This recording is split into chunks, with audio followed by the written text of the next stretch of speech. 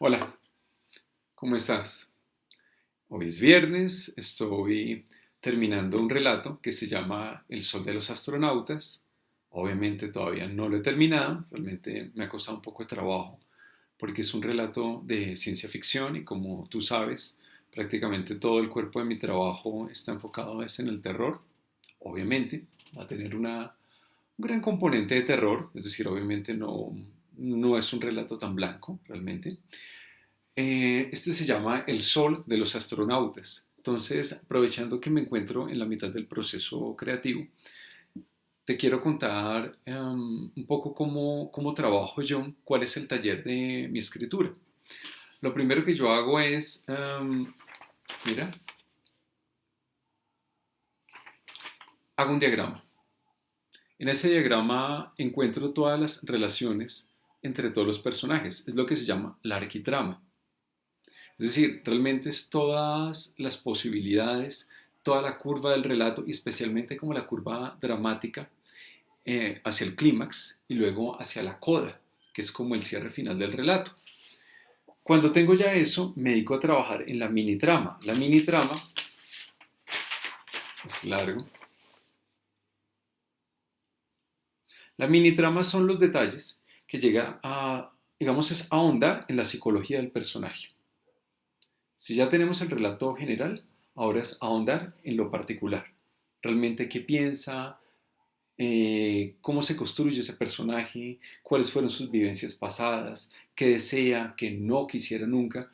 Es muy importante también saber ese punto de que no desea, porque realmente cuando tú sabes un personaje que está dispuesto a dar, es su nivel de riesgo.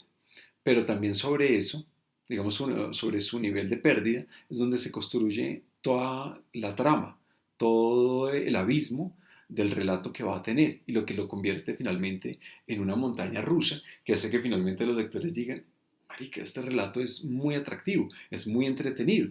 Entonces tienes que tener en cuenta que hay dos tipos de esquemas, la arquitrama y la mini trama. Cuando tengo todo ese relato completo, empiezo a trabajar en la secuencia, pero nunca comienzo directamente en el computador, sino que trato de volverlo como un relato oral. Es decir, cuando se lo puedo contar a alguien sin necesidad de entrar en detalles, cuando el relato en sí mismo, per se defiende con la facilidad de, como si fuera un chiste, como si fuera un pequeño relato oral, en ese momento es cuando siento que el cuerpo mismo, la memoria y la capacidad narrativa ya está lista para poder contar esa historia. Cuando ya lo tengo en ese punto, empiezo a... sé que mi letra es terrible, pero a mí me funciona a escribirlo. No todo, solamente que voy escribiendo una a una todas las escenas y así puedo irlas trabajando y tenerlas muy claras antes de empezar en el computador. Incluso a veces llego al punto de tratar de diseñar un poco los espacios.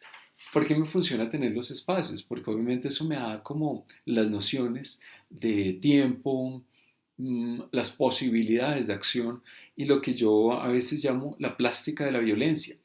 ¿Qué es la plástica de la violencia? Es la manera en la cual un personaje puede llegar a pelear con otro, que es lo que se podría mirar en el cine como el tema de los que hacen coreografías en peleas. Realmente en mis relatos, como ustedes lo saben, hay muchas escenas de persecución, de peleas, de todo eso. Entonces, obviamente es importante llegar a crear como momentos distintos dentro de esas pequeñas guerras o dificultades que van a tener los personajes y que se vea de una forma espacial y en el tiempo.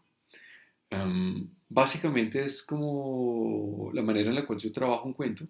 Trato, como les digo, primero ir de tener el esquema, luego lo vuelvo oral, luego lo paso a mano y luego finalmente empiezo a escribirlo en el computador.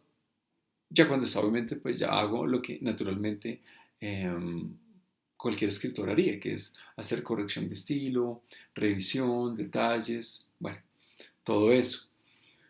Obviamente, en este caso, el Sol de los Astronautas, apenas llevo 20 hojas, me hacen falta 3. 40 y apenas es viernes. Espero poderlo terminar de aquí al lunes o martes. Y bueno, cuando esté, se los puedo mostrar. Espero les guste y que tengan un feliz viernes.